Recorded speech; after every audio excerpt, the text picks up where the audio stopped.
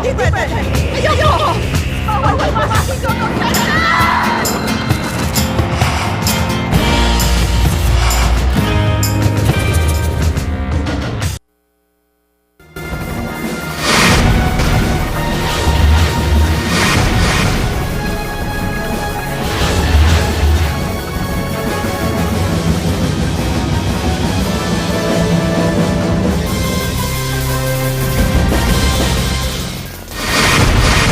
Magandang araw ka pamilya ng babagang mga balita, pumupunto ka mga storya ngayong araw. Live sa ABS-CBN News Channel, Kapamilya Channel, ATZ, at sa ABS-CBN sa All TV2.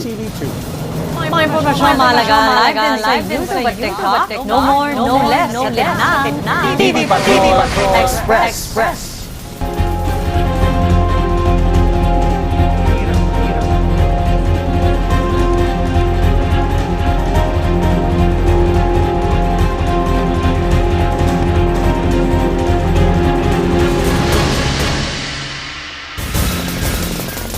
Sa ulo ng ating mga balita, sa ikalabing-isang araw ng impeachment trial ni Vice President Sara Duterte, sinabi ni dating Commission of Audit Auditor Roderick Wamil na may nasip siyang non-allowable expenses